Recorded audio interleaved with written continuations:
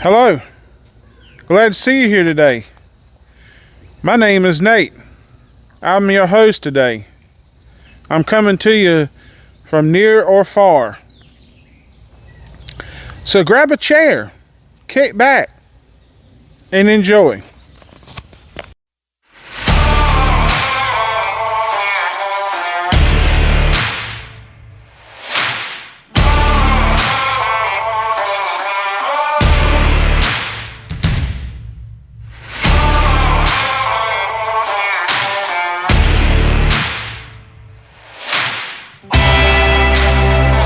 As you've seen in my description of the video, we are back at historic Camden because they are opened up all the buildings so we can go inside the buildings now. So we thought we'd come down here and take a tour, a self-guided tour on some of these buildings. And they have a blacksmith and pottery, so there's a potter here. So we're gonna walk around and take our own guided tour through the buildings. And this first building is a historic site 11, which I'll have to look on the map. Is the town wall. 1780 is reconstructed southeast corner of the palisade wall. This house right here.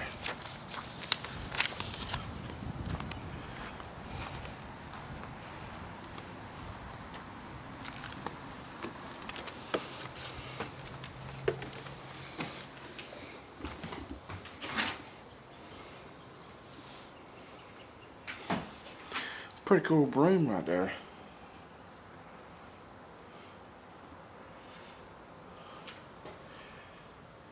I love houses that look like this.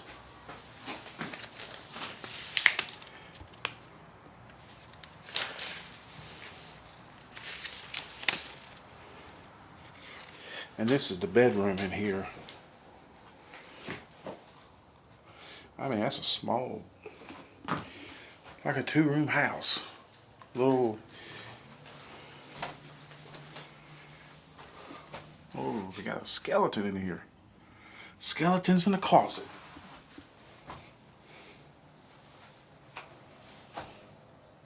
This house right here is the Craven House. It's 1789 gift of Mr. and Mrs. Richard Lloyd. The Craven House belonged to John Craven, Joseph Kershaw, accountant. It's a fine example of early Camden architecture. Originally located on Mill Street, the Continental Georgian House or office was moved in the 1970s. The windows, frames, one closet, door, waiting closet, and chimney wall are original. Samples of the original green paint and pickled wood preserved under pieces of plexiglass, mantle and behind the front door. And now we're going inside.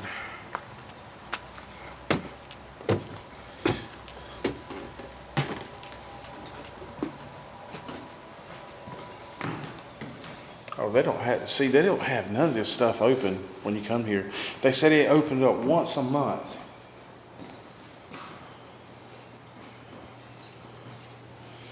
They said the fireplace is original.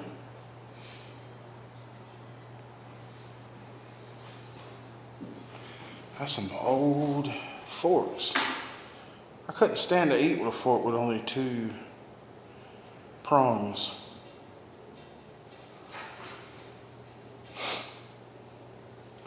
That's a nice sized chair. I got some tall ceilings in this thing. Or tall walls.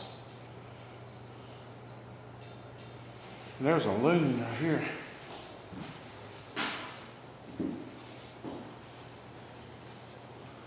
And there's a spinning loom. And I don't know what these are. I do know what that one in the back is. That's a spinner, a spinning loom.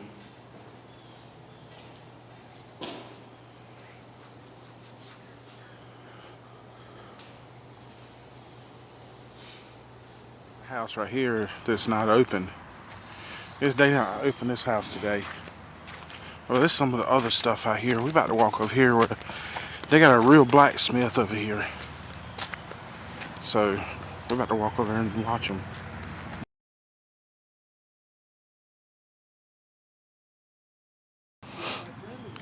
I like they made this wagon right here into a flower bed. I like that.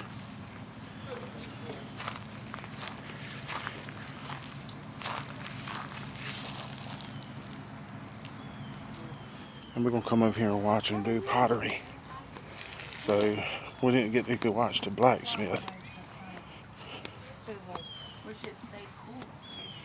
What's the whole door in here? They got the fan on.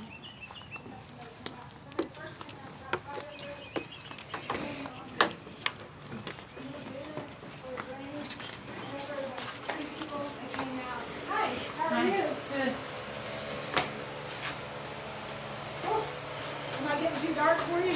Can't see anything. The camera? Are you alright? That's quite a setup.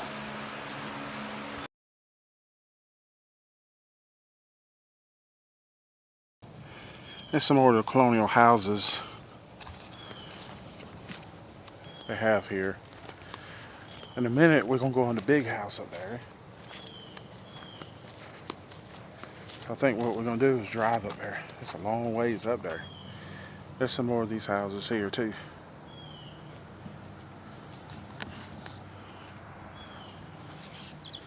Right here is the northeast redoubt.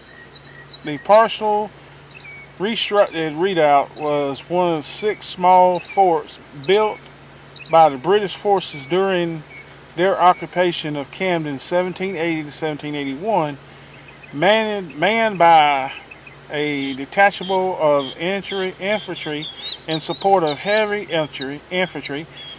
Those works and serves as outline of defense for the British base. The fort were later destroyed during the British invasion of Camden in May 1781. Archaeologists investigated at this point. This site in 1967 yielded numerous military artifacts and provided basis for reconstruction of the southern and third redoubts. So that's where one of them was, the northeast one. This right here is just a little information about Joseph Kershaw, 1728 to 1721. A native of England, Joseph Kershaw came to South Carolina about 1755 and had moved to Camden, then called Pine Tree Hill. There's an elementary school right here called Pine Tree Hill. By 1758, where he established a store, a member of the Continental Colonial Legislature, Kershaw promoted Camden's development and secured a town's charter in 1769. He introduced wheat cultivating to the area, making Camden an important commercial center. In outbreak of the Revolutionary War or Revolution, Kershaw secured the Catawba Indians' alliance to the Americans. He held the rank of colonel in the American militia when British occupied South Carolina in 1780. This is his house, the Kershaw House. This thing is huge. We're about to walk up in here. This thing is big.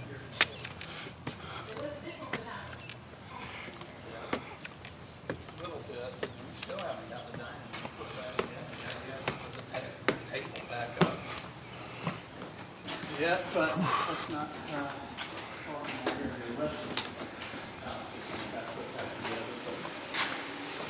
Yeah, it was nice having coffins in here.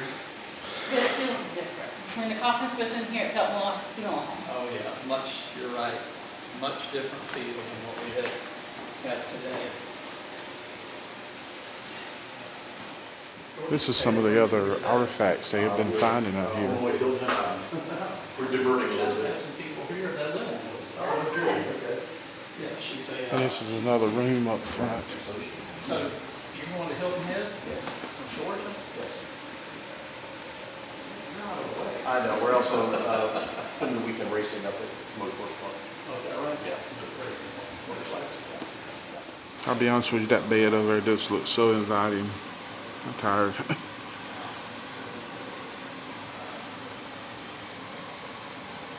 I don't think this is original furniture. Can't be.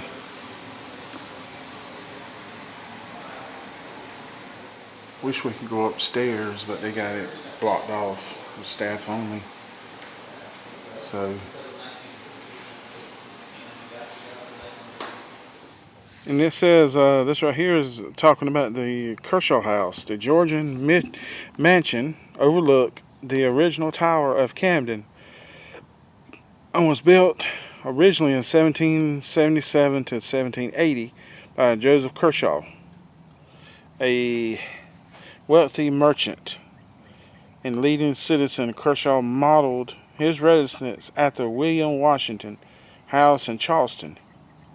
During the British occupation in 1780 and 1781, the unfinished structure was forged and served as headquarters of General Cornwallis and other British officers. The house later served as an orphan school and a Confederate supply depot before being burned in 1865. Archaeological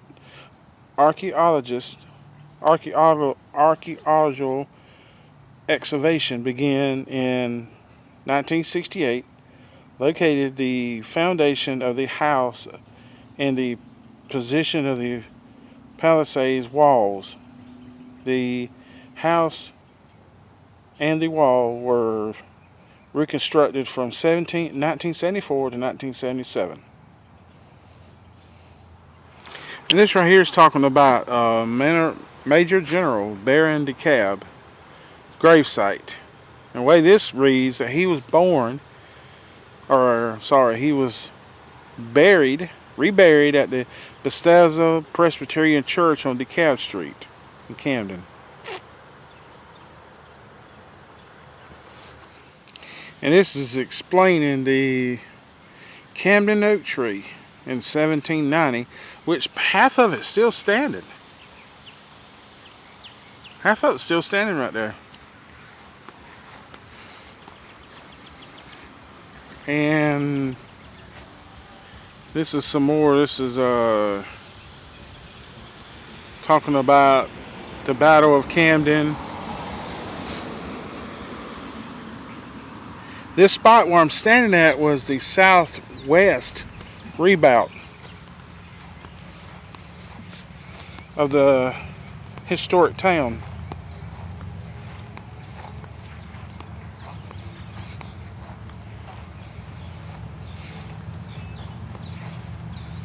It says, in coordination of Camden Oak in honor of past and present future memories of the Camden Parks and Street Commissions, the Camden Tree Commission, and Kershaw County Clean Commissions, Community and Commissions. They've designated this tree as the Camden tree. And this was over here was the Camden tree back in the 1700s. Cannot believe it's still standing. A part of it is.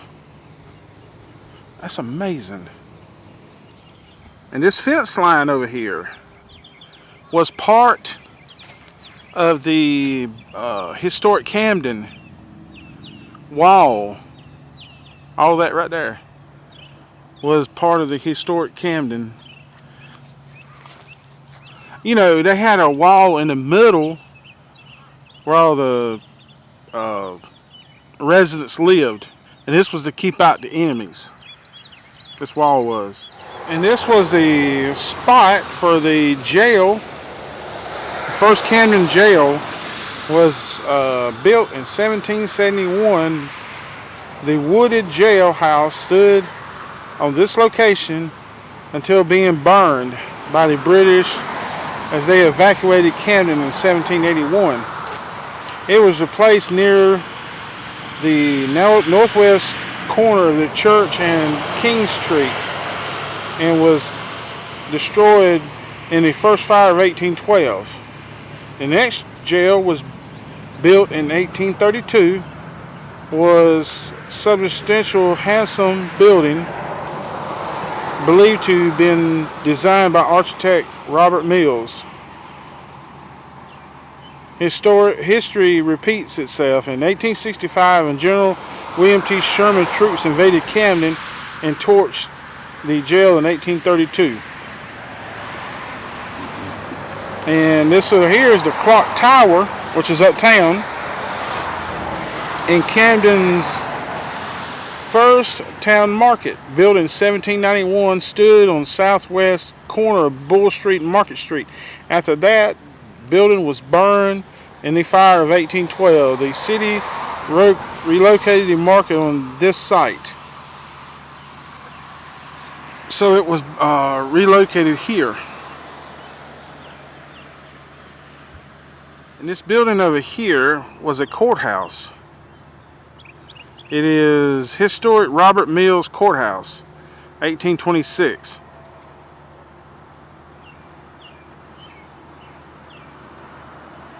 This is a nice sized monument right here. Walking up on. It's in the middle of, it's called Monument Square. I got this plaque right here.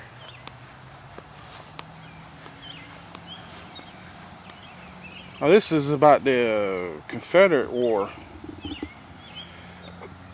It says in 1883, the Ladies Memorial Association of Camden unveiled a monument dedicated to Kershaw County's Confederate War dead. Confederate General John Dobby Kennedy of Camden laid to rest the cornerstone Marquis de Lafayette to lay the cornerstone of the DeKalb Monument, 1825, to Wade Hampton III, U.S. Senator, former governor, to deliver ovation to the crowds of thousands. The Ladies Memorial Association grew out of the Ladies Aid Society during the Civil War. After the South's defeat, they came together to protect and cherish the graves of Confederate dead. These women, many of them were widows, orphans, sweethearts of the dead soldiers they honored.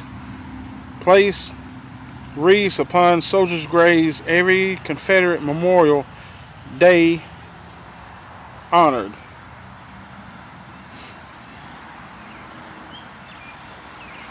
Memorial Day cared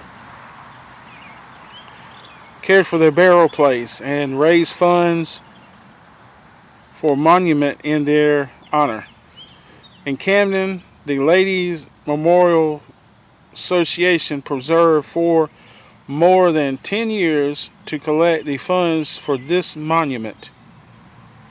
When first erected, the monument stood in the center of Monument Square. In the 1800s, Monument Square measured 700 feet, and neither Broad nor Lawrence Streets extended into the park. In 1910, the park was quartered when both streets were paved, but the monument still stood in the center of the area. In 1950, the city moved the monument to its present location. So this is what this is. It's a monument of the Confederate dead. And this was in honor of John N. Lindsay Jr. for his dedication and service to the Camden Tree Foundation. It's a pretty park out here. Oh, this is beautiful. I got benches out here. That's a big pine tree right there. Was leaning. I got other tree. Like I said, it's a pretty park. You can come do, if they'd allow you to, you know, like rent it out for occasions of stuff. If they'll allow you to. I don't know if they do or not. And see, some of these benches are dedicated to people. This is dedicated to Paul Joseph Sr. in recognition of his significant contributions to Camden community. I hope you enjoyed your time with me today. If you have, leave me feedback in the comments below. Please come again. Until next time, my friends, remember to love God, love others, and reach the world.